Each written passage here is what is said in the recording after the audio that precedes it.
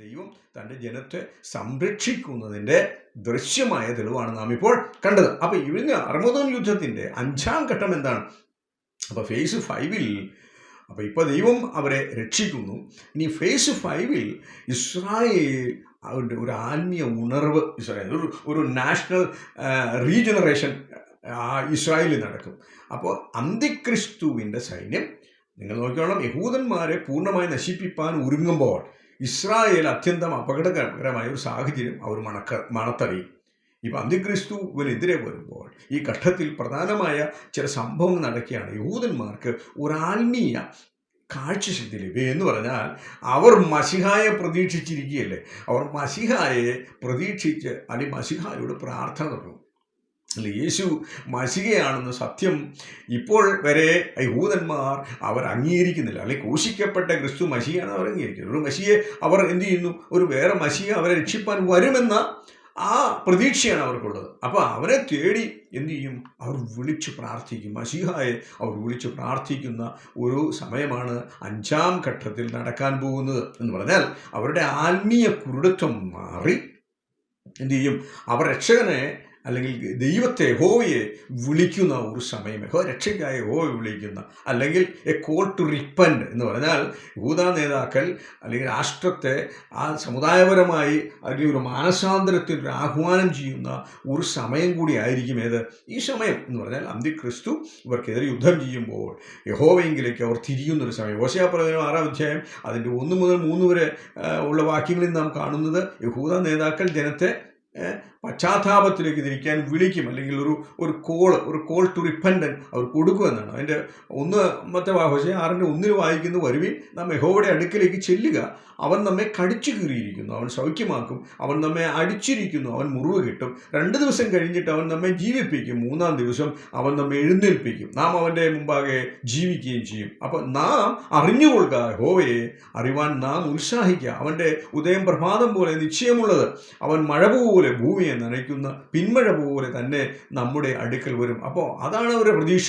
ദൈവം നമ്മെ രക്ഷിപ്പാനായി വരും. അപ്പോൾ ഒരു റീകമ്മിറ്റ്മെൻറ്റ്, ഒരു പശ്ചാത്താപം അവരിൽ ഉണ്ടാകും എന്ന് നാം ഒരു കൂട്ടപശ്ചാത്താപം. അപ്പം 2 ദിവസത്തെ, ഇവിടെ ഞാൻ വായിച്ചു കേട്ട്, 2 ദിവസത്തെ കൂട്ടപശ്ചാത്താപത്തിന് ശേഷം 3-ാം ദിവസം ദൈവം അവർ എന്തു ചെയ്യും?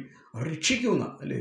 അപ്പം ഈ ശബ്ദം അല്ലെ ആകാശത്തിലെത്തി കർത്താവ് അവരുടെ രക്ഷകനായി തിരിച്ച് വരും എന്ന് നാം ഇവിടെ മനസ്സിലാക്കണം. അപ്പോൾ യഹൂദ നേതാക്കൾ ജനത്തോട് അല്ലെങ്കിൽ അവർ ആഹ്വാനം ചെയ്യുകയാണ്, യഹോവയെ എങ്കിലേക്ക് ഒന്ന് തിരിയണമേ, കോൾ ടു റിപ്പൻറ്റൻസ്, അല്ലേ?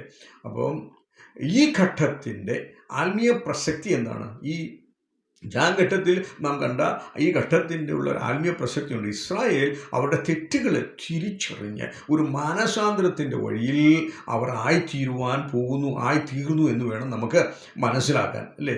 അപ്പോൾ യഥാർത്ഥമായി ആ മശിഹായെ അവർ കാത്തിരിക്കുന്നു, അല്ലെങ്കിൽ യേശു അല്ലെങ്കിൽ മശിഹ വീണ്ടും വരുമെന്നുള്ള ആ വലിയ പ്രതീക്ഷ അവരിൽ ജനിക്കുകയാണ്. അപ്പോൾ ഈ 5ാം ഘട്ടം ഒരു ഇസ്രായേൽ രാഷ്ട്രത്തിൻ്റെ ആത്മീയമായ ഒരു ഉണർവിൻ്റെ ഒരു പൂർണ്ണതയാണ് നമുക്ക് അവിടെ കാണാൻ കഴിയുന്നത്. എന്നാൽ അർമദോൻ യുദ്ധത്തിൻ്റെ 6-ാമത്തെ ഘട്ടം അല്ലെങ്കിൽ ഫേസ് 6-ൽ നാം കാണുന്നത് യേശു ക്രിസ്തുവിനെ അല്ലെങ്കിൽ അവൻ്റെ ഗ്ലോറിയസ് റിട്ടേൺ ആണ്. അപ്പോൾ യഹൂദന്മാർ യഹോവയെ അല്ലെങ്കിൽ മശിഹായെ വിളിക്കുമ്പോൾ 6-ാം ഘട്ടത്തിൽ സംഭവിക്കാൻ പോകുന്നൊരു കാര്യമുണ്ട്. വിളിച്ചാൽ വിളി കേൾക്കുന്നൊരു ദൈവമാവട്ടെ നമ്മുടെ ദൈവം.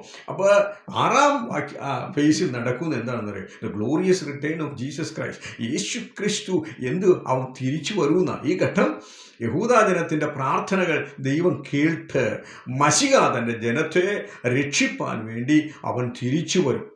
ഉണ്ട് ഈ തിരിച്ചുവരവ്, യേശുവിൻ്റെ തിരിച്ചുവരവ് അതാണ്. അതുകൊണ്ടാണല്ലോ നമ്മൾ അപ്പോസ്തലപ്രവൃത്തി 1-ാം അധ്യായം 9-ാം വാക്യത്തിൽ നാം വായിക്കുന്നത് ഇങ്ങനെയല്ലേ? ഇത് പറഞ്ഞ ശേഷം അവർ കാണുക അവൻ ആരോഹണം ചെയ്തു, ഒരു മേഘം അവനെ മൂടിയിട്ട് അവൻ അവരുടെ കാഴ്ചയ്ക്ക് മറഞ്ഞു.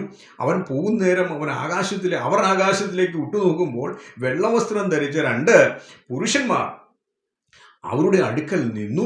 എന്നിട്ട് 11-ാം വാക്യത്തിൽ, ഗലീലാ പുരുഷന്മാരെ, നിങ്ങൾ ആകാശം നോക്കി നിൽക്കുന്ന എന്ത്? നിങ്ങളെ വിട്ട് സ്വർഗാരോഹണം ചെയ്ത ഈ യേശുവിനെ സ്വർഗത്തിലേക്ക് പോകുന്നവനായി നിങ്ങൾ കണ്ടതുപോലെ തന്നെ അവൻ വീണ്ടും എന്തു ചെയ്യും? മടങ്ങി വരും.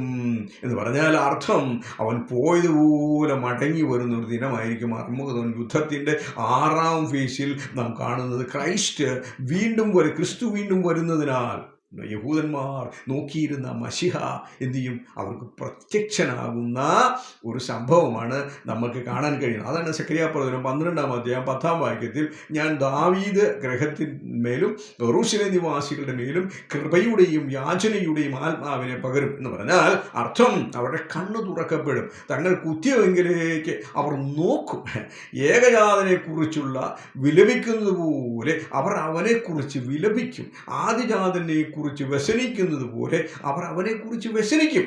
നോക്കിക്കോണ്ടേ, അന്നാളിൽ മെഗിദോ താഴ്വരയിലുള്ള ഹദദ്രിമ്മോനിലെ വിലാപം പോലെ യെരൂശലേമിൽ ഒരു മഹാവിലാപം ഉണ്ടാകും.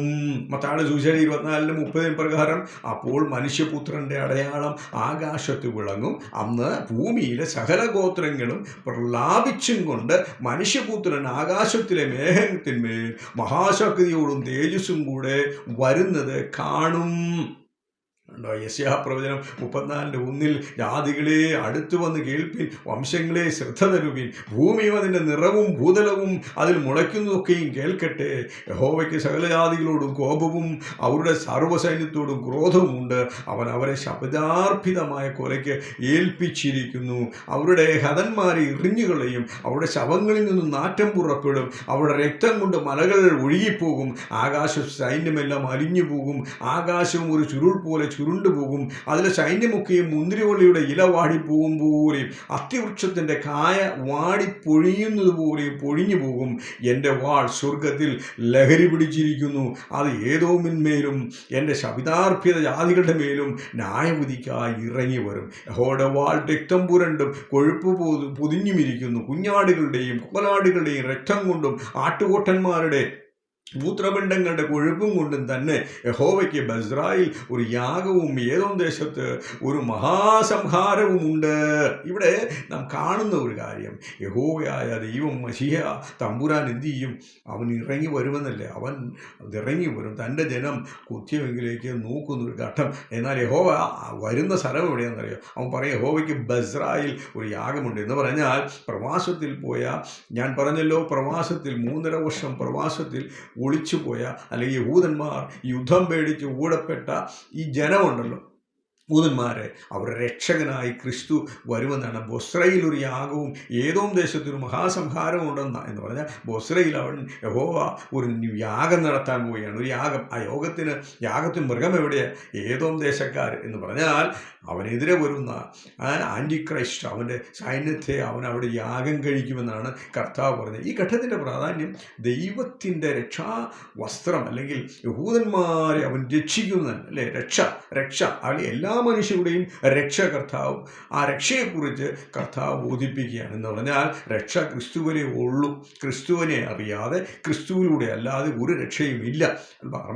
അർമ്മഗദോൻ യുദ്ധത്തിൻ്റെ 6-ാം ഘട്ടം, അവർ യേശുവിൻ്റെ തിരിച്ചുവരവ്, അതിൽ അത്യന്തം ഗ്ലോറിയസ്, അല്ലെ, ദൈവത്തിൻ്റെ ആ ഗ്ലോറിയസ് റിട്ടേണെയാണ് നാം അവിടെ കാണുന്നത്. അപ്പോൾ 7-ാം ഘട്ടം, അത് ഇനിയും അർമ്മഗദോൻ യുദ്ധത്തിൻ്റെ 7-ാം ഘട്ടത്തിൽ, അല്ലെങ്കിൽ അവസാന യുദ്ധം, ഫൈനൽ പാർട്ടിൽ എന്ന് പറയുന്ന അർമ്മഗദോൻ്റെ 7-ാം ഘട്ടം, ഈ ഘട്ടം അവസാന യുദ്ധം എളുപ്പത്തിൽ തീരുന്നൊരു ഘട്ടമാണ്. ഇവിടെ നോക്കിക്കൊണ്ട്, ഇവിടെ പെട്ടെന്ന് ഈ ബാറ്റിൽ അവസാനിക്കും. കർത്താവിന് അധികം സമയമൊന്നും വേണ്ട. കർത്താവ് ഇറങ്ങി വന്ന്, അല്ലേ, മാസങ്ങളായി ഇന്ന് ഉക്രൈനും റഷ്യയും തമ്മിൽ വർഷങ്ങളായി യുദ്ധം നടക്കി, 3 വർഷത്തോളം യുദ്ധം നടക്കി. അതൊന്നും വേണ്ടെന്ന, ഇത് ഞൊടിയിടയിൽ കാര്യങ്ങൾ കഴിയുന്ന, അല്ലേ, പ്രധാന സംഭവങ്ങൾ. ഈ 7-ാം ഘട്ടത്തിൽ സംഭവിക്കുന്ന പ്രധാന സംഭവങ്ങൾ എന്താണ്? യേശുവിൻ്റെ തിരിച്ചുവരവ്. ഞാൻ പറഞ്ഞല്ലോ, യേശുവിൻ്റെ തിരിച്ചുവരവ്. യേശു അവൻ്റെ സൈന്യത്തോടു കൂടെ, അല്ലെങ്കിൽ അവൻ ഇറങ്ങി വരും, അല്ലെങ്കിൽ ഈ ക്രൈസ്റ്റ്, അല്ലെങ്കിൽ ബീസ്റ്റിൻ്റെ, അല്ലെങ്കിൽ ആൻറ്റി ക്രൈസ്റ്റിനെ അവൻ നേരിടും. അപ്പോൾ അവൻ്റെ സൈന്യത്തെ കർത്താവ് നശിപ്പിക്കും. ഇതാണ് വിവരണം. നമുക്ക് കേട്ട റെവലേഷൻ അതിൻ്റെ 19-ാം അധ്യായം അതിൻ്റെ 11 മുതൽ 16 വാക്യങ്ങളിൽ ഇത് കാണുന്നത് മുഴുവൻ നാം അതാണ്. അതിൻ്റെ സംഭവങ്ങൾ വിവരിക്കുകയാണ്. അനന്തരം അത് നിങ്ങൾക്ക് വായിച്ച് കേൾപ്പിക്കാം. അനന്തരം സ്വർഗം തുറന്നിരിക്കുകയും ഞാൻ കണ്ടു, ഒരു വെള്ളക്കുതിര പ്രത്യക്ഷമായതിന്മേൽ ഇരിക്കുന്നവന് വിശ്വസ്തനും സത്യവാനും എന്ന പേർ. അവൻ നീതിയോടെ വിധിക്കുകയും പോരാടുകയും ചെയ്യുന്നു. അവൻ്റെ കണ്ണ് അഗ്നിജ്വാല, തലയിൽ അനേകം രാജമുടികൾ, എഴുതിയിട്ടുള്ളൊരു നാമവും അവനുണ്ട്.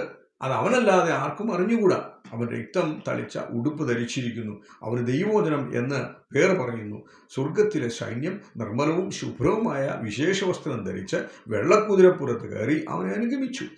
ജാതികളെ വെട്ടുവാൻ അവൻ്റെ വായിൽ നിന്ന് മൂർച്ചയുള്ള വാൾ പുറപ്പെടുന്നു. അവൻ ഇരുമ്പുകോൽ കൊണ്ട് അവരെ മേയ്ക്കും. സർവശക്തിയുള്ള ദൈവത്തിൻ്റെ കോപവും ക്രോധമായ മധ്യത്തിൻ്റെ ചക്ക് അവൻ മെതിക്കുന്നു. രാജാതിരാജാവും കർത്താതികർത്താവും എന്ന നാമം അവൻ്റെ ഉടുപ്പിന്മേലും തുടമേലും എഴുതിയിരിക്കുക. അപ്പോൾ ഈ ഘട്ടത്തിൻ്റെ ഒരു പ്രാധാന്യം എന്താണ്? Instant deliverance comes to the Jewish remnant. അപ്പോൾ ജൂവിഷിൽ അല്ലെങ്കിൽ യഹൂദന്മാർ ശേഷിച്ചവർക്ക് എത്രയും പെട്ടെന്നുള്ള രക്ഷയും അതുപോലെ തന്നെ ഇൻസ്റ്റൻറ്റ് വിക്ടറി അല്ലെങ്കിൽ Christ defeats all who stand against Israel. 2 തെസ്സലോനിക്ക ലേഖനം അതിൻ്റെ 2:8 പറയുന്നത്, അപ്പോൾ അധർമ്മമൂർത്തി വെളിപ്പെട്ട് വരും, അവനെ കർത്താവായ യേശു തൻ്റെ വായിലെ ശ്വാസത്താൽ ഒടുക്കി തൻ്റെ പ്രത്യക്ഷയുടെ പ്രഭാവത്താൽ നശിപ്പിക്കുന്നു. അപ്പോൾ ഇവനെ നശിപ്പിക്കാൻ അധികം കാര്യങ്ങളൊന്നും വേണ്ട, വായിലെ ശ്വാസം മാത്രം മതിയെന്ന്. യേശു തൻ്റെ വായിലെ ശ്വാസത്താൽ ഒടുക്കി തൻ്റെ പ്രത്യക്ഷയുടെ പ്രഭാവത്താൽ നശിപ്പിക്കും. ഇത്രയേ ഉള്ളൂ എന്ന് പറഞ്ഞാൽ കർത്താവിൻ്റെ ശ്വാസം മതിയെന്ന് അവർ ഒടുക്കിക്കളയാൻ. വിശ്വാസികൾ നമ്മൾക്ക് യേശുവിൻ്റെ അധികാരം എത്രയാണെന്ന് നാം ഒന്ന് അറിയണം കേട്ടോ. അവൻ്റെ വായിലെ ഒരു ശ്വാസം മതി സർവ്വസൈന്യത്തെയും അവസാനിക്കുക. അപ്പോൾ ദൈവത്തിൻ്റെ ശക്തിയുടെ ഏറ്റവും ദൃശ്യമായ ഒരു തെളിവാണ്. നീ എത്ര വലിയവനാണെങ്കിലും, നീ എത്ര ശ്രേഷ്ഠനാണെങ്കിലും, എന്തെല്ലാം വെപ്പൺസ് നിനക്കുണ്ടെങ്കിലും കർത്താവിന് അധികമൊന്നും വേണ്ട, ശ്വാസം മതി നിൻ്റെ മേൽ ജയം കൊള്ളാൻ. അപ്പോൾ ഹബക്കൂക്ക് 3-ാം അധ്യായം 13-ാം വാക്യത്തിൽ അത് പറയുന്നത്, നിൻ്റെ ജനത്തിൻ്റെ രക്ഷയ്ക്കായിട്ടും നിൻ്റെ അഭിഷിക്തൻ്റെ രക്ഷയ്ക്കായിട്ടും നീ പുറപ്പെടുന്നു. നീ ദുഷ്ടനെ വീട്ടിൽ നിന്ന് മോന്തായം തകർത്ത് അടിസ്ഥാനത്തെ കഴുത്തോളം അനാവൃതമാക്കുന്നു. അപ്പം ഈ പ്രധാന ഘട്ടത്തിൽ, 7-ാം ഘട്ടത്തിൽ നമുക്ക് കാണാൻ കഴിയുന്നത് സ്പിരിറ്റ് ഓഫ് വിക്ടറി, ജയിക്കുന്ന ഒരു യേശുവിനെയാണ് നമുക്ക് കാണാൻ കഴിയുന്നത്. ഈ സൈന്യങ്ങളെ ഒരുമിച്ച് കൂട്ടുന്നത് അല്ലെങ്കിൽ നിങ്ങൾക്കറിയാം ആറാമത്തെ ക്രോധകലശം അവൻ ഒഴുക്കിയ സമയത്താണെന്ന് പറഞ്ഞാൽ ഈ സൈന്യങ്ങൾ ഒന്നിച്ചു വരുന്നൊരു സമയമുണ്ട്. അത് ആറാം ക്രോധകലശം ദൂതൻ ഒഴുക്കിയപ്പോൾ എന്ത് സംഭവിച്ചെന്നറിയാമോ നിങ്ങൾക്ക്? യൂഫ്രട്ടീസ് നദി വറ്റിപ്പോയി എന്നാണ് അവിടെ വെളിപ്പാട് പുസ്തകം. അതിൻ്റെ ഫലമായി കിഴക്കേ രാജ്യങ്ങളിൽ നിന്ന് വരുന്ന സൈന്യങ്ങൾക്ക് അർമഗദോനിൽ ഒന്നിച്ചെത്താൻ കൂടുതൽ എളുപ്പം. അപ്പോൾ ദൈവത്തിൻ്റെ നദിയെ പോലും വറ്റിച്ച് യൂഫ്രട്ടീസിനെ വറ്റിച്ചു കൊടുക്കുക. എന്തിനാണെന്നറിയാമോ? കൂടേണ്ടവരങ്ങ് കൂടിക്കോട്ടെ എന്നാണ്. ഒരു കെണി ഒരു ട്രാപ്പ് ഒരുക്കിയാണ്. അപ്പോൾ വന്നവർക്ക് എന്ത് ചെയ്യാം? എത്രയും വേഗം കടന്നു വരാം. ഈ വലിയ സൈനിക സഖ്യത്തിൻ്റെ പ്രധാന ലക്ഷ്യം യഹൂദന്മാരെ നശിപ്പിക്കുക എന്നുള്ളതാണ്. ഇതിൽ സാത്താൻ അല്ലെങ്കിൽ അന്തിക്രിസ്തു അല്ലെങ്കിൽ കള്ളപ്രവാചകൻ, നിങ്ങൾക്കറിയാം ഒരു സാത്താനിക് ട്രിനിറ്റി ഉണ്ട്. അന്തിക്രിസ്തു അല്ലെ, സാത്താൻ നമ്മൾ ഫാദർ എന്ന് പറയുമ്പോൾ സാത്താൻ അവൻ്റെ ഫാദറും അന്തിക്രിസ്തു ബീസ്റ്റ് ക്രിസ്തു, അന്തിക്രിസ്തു എന്നല്ല ആൻറ്റിക്രൈസ്റ്റ്, ബീസ്റ്റും അതുപോലെ തന്നെ എൻ്റെ കള്ളപ്രവാചകൻ ഫാൾസ് പ്രോഫറ്റും കൂടെ ചേർന്നാൽ സാറ്റാനിക് ട്രിനിറ്റിയാണ്. ഒരു കൗണ്ടർ ഫീറ്റ് സാറ്റാനിക് ട്രിനിറ്റി ആയിരുന്നു നമുക്കതിനെ കാണാൻ കഴിയും. അപ്പം കൂടാതെ ഭൂതാത്മാക്കളും ഭൂമിയിലെ രാജാക്കന്മാരെ എല്ലാം കൂടി എന്തു ചെയ്യും? കൂട്ടി കർത്താവ് ആ ദിവസത്തെ സംരക്ഷിച്ചു എല്ലാവരെയും ഒന്നിച്ചു കൂട്ടുന്ന ഒരു സമയമാണ് 7-ാം ഫേസിൽ സംഭവിക്കാൻ പോകുന്നത്. അപ്പോൾ അർമഗദോനിൻ്റെ 8-ാം ഘട്ടത്തിൻ്റെ ഒരു സംഗ്രഹം ഞാൻ അവസാനിപ്പിക്കുകയാണ്. അപ്പോൾ സഖറിയ 14-ാം അധ്യായം 3-ാം വാക്യത്തിൽ, എന്നാൽ യഹോവ പുറപ്പെട്ട് താൻ യുദ്ധ ദിവസത്തിൽ പൊരുതുപോലെ ആ ജാതികളോട് പൊരുതും. അന്നാളിൽ അവൻ്റെ കാൽ യെരൂശലേമിനരി കിഴക്കുള്ള ഒലിവുമലയിൽ നിൽക്കും. ഒലിവുമല കിഴക്ക് പടിഞ്ഞാറായി നടുവെ പിളർന്നു പോകും. ഏറ്റവും വലിയൊരു താഴ്വര ഉളവായി വരും. മലയുടെ ഒരു പാതി വടക്കൂട്ടും മറ്റേ പാതി തെക്കൂട്ടും വാങ്ങിപ്പോകും. ഇവിടെ ക്രിസ്തുവിൻ്റെ അസെൻഷനെ കുറിച്ച് പറയുമ്പോൾ തന്നെ കർത്താവ് ഇവിടെ വലിയ ദുരന്തകരമായ സംഭവങ്ങൾ ഉണ്ടാകുന്ന. അപ്പോൾ കർത്താവിൻ്റെ വരവിൽ അവൻ്റെ കാല് ഒലിവുമലയിൽ ചവിട്ടുമ്പോൾ ചില ദുരന്തകരമായ ചില കാര്യം, വ്യക്തമായ ഒരു ഭൂചലനം അവിടെ ഉണ്ടാകും. അല്ലെ, ഒരു ഗണ്യമായ ആഴത്തിലുള്ളൊരു ഭൂചലനം. അതാണ് റെവലേഷൻ 8:5, 11, 19 നാം വായിക്കുമ്പോൾ ദൂതൻ ധൂപകലശമെടുത്ത് യാഗപീഠത്തിലെ കനലിൽ നിറച്ച് ഭൂമിയിലേക്ക് എറിഞ്ഞു. ഉടനെ ഇടിമുഴക്കവും നാദവും മിന്നലും ഭൂകമ്പവും ഉണ്ടായി. അപ്പോൾ സ്വർഗത്തിലെ ദേവാലയം തുറന്നു. നിങ്ങൾ നിങ്ങൾ ശ്രദ്ധിക്കേണ്ട കാര്യം ഞാൻ പറയാം. ഇപ്പോൾ ഭൂമി അതിൻ്റെ പ്രതിഭാസങ്ങളൊക്കെ മാറാൻ പോവുകയാണ് എന്ന് പറഞ്ഞാൽ അപ്പോൾ ദൈവം എന്തു ചെയ്യും? അപ്പോൾ ഈ ഭൂമി അതിൻ്റെ ഇടിമുഴക്കവും നാദവും മിന്നലും ഭൂകമ്പവും ഒക്കെ ഭൂമിയുടെ സമനില തെറ്റും. അതിൻ്റെ 19-ാം വാക്യത്തിൽ അപ്പോൾ സ്വർഗത്തിലെ ദേവാലയം തുറന്ന് അവൻ്റെ നിയമപെട്ടകം അതിൻ്റെ ആലയത്തിൽ പ്രത്യക്ഷമായി. അവൻ്റെ ആലയത്തിൽ മിന്നലും നാദവും ഇടിമുഴക്കവും ഭൂകമ്പവും വലിയ കൽമയും ഉണ്ടായി. അപ്പോൾ ദൈവം ഒരുക്കുന്നൊരു ദേവാലയം തുറന്നെന്ന്, സ്വർഗത്തിലെ ദേവാലയം തുറക്കുകയാണ്. ഇവിടെ നോക്കിക്കോണേ, ആൻറ്റി ക്രൈസ്റ്റും അവൻ്റെ സൈന്യവും പരാജയപ്പെടുമ്പോൾ ആശ വയ്പ്പാൻ, നമുക്ക് ആശിപ്പാൻ വഴിയുള്ളൊരു കാര്യമുണ്ട്. സ്വർഗത്തിലെ ദേവാലയം അവൻ തുറന്നു. അല്ലെ, പർവ്വതങ്ങൾ, ഇപ്പം ഈ ഭൂമിക്ക് സംഭവിക്കുന്ന കാര്യങ്ങൾ അല്ലെ, മൗണ്ടൻ വിൽ ബി ലെവൽഡ് എന്ന, പർവ്വതങ്ങൾ സമതലത്തിൽ എത്തുന്നു, സമതലമായി മാറി. ദ്വീപുകൾ, ഐലൻഡ്സ് വിൽ വാനിഷ്. ആ ഭൂമി അപ്രത്യക്ഷമായി പല ഐലൻഡുകളും, ഒരുപക്ഷെങ്കിൽ ഐലൻഡായിരിക്കുന്ന പല രാജ്യങ്ങളും എന്തു ചെയ്യാം, ഐലൻഡ് വാനിഷായി കാണും. ഇപ്പം ഇവിടെ ഭൂഭാഗത്തിൻ്റെ അല്ലെങ്കിൽ ഭൂഗോളത്തിൻ്റെ ഒരു രൂപഭേദം അല്ലെങ്കിൽ വലിയ വ്യത്യാസമാണ്. അല്ലെങ്കിൽ ടോപ്പോഗ്രഫി അല്ലേ of the earth will be drastically change. അപ്പോൾ ഇന്ത്യൻ ടോപ്പോഗ്രഫിക്ക് വലിയ വ്യത്യാസം വരാൻ പോയി. ഇന്ന് കാണുന്ന പോലെ ആയിരിക്കില്ല ഭൂമി. അപ്പോൾ നമ്മൾ കാണുന്ന പല സ്ഥലങ്ങളും ഇന്നും ഉണ്ടായിന്ന് വരില്ല, അല്ലെങ്കിൽ പല സ്ഥലങ്ങളും കാണാത്ത പല സ്ഥലങ്ങളും ഉണ്ടായിന്ന് വരാം. അപ്പോൾ യെരൂശലേം 3 ഭാഗങ്ങളായി പിളർന്ന് പോകുന്നു. അപ്പോൾ മൗണ്ട് ഒലിവിൽ കർത്താവ് അത് 2 ഭാഗം, ഒലിവിൽ കാല് ചവിട്ടുമ്പോൾ എന്തു ചെയ്യും? ഒലിവ് 2ആയി പിളരും, ക്രിയേറ്റിംഗ് എ വാലി. അല്ലേ, ഒരു വലിയ വാലി അല്ല വിധിയുടെ. അതുകൊണ്ടാണ് മത്തായിയുടെ സുവിശേഷം നാം വായിക്കുന്നത്, അല്ല യോവേലിൻ്റെ പ്രവചനത്തിൽ 3-ാം വാക്യത്തിൽ നാം വായിക്കുന്നത്, വിധിയുടെ താഴ്വരയിൽ അസംഖ്യ സമൂഹങ്ങളെ കാണുന്നു. വിധിയുടെ താഴ്വരയിൽ യഹോവയുടെ ദിവസം അടുത്തിരിക്കുന്നു. സൂര്യനും ചന്ദ്രനും ഇരുണ്ടുപോകും, നക്ഷത്രങ്ങളെ പ്രകാശം നൽകുകയില്ല. യഹോവ സിയോനിൽ നിന്ന് ഗർജിച്ചു, യെരൂശലേമിൽ നിന്ന് തൻ്റെ നാദം കേൾപ്പിക്കും. ആകാശവും ഭൂമിയും കുലുങ്ങിപ്പോകും. എന്നാൽ യഹോവ തൻ്റെ ജനത്തിന് ശരണവും ഇസ്രായേൽ മക്കൾക്ക് ദുർഗവുമായിരിക്കും.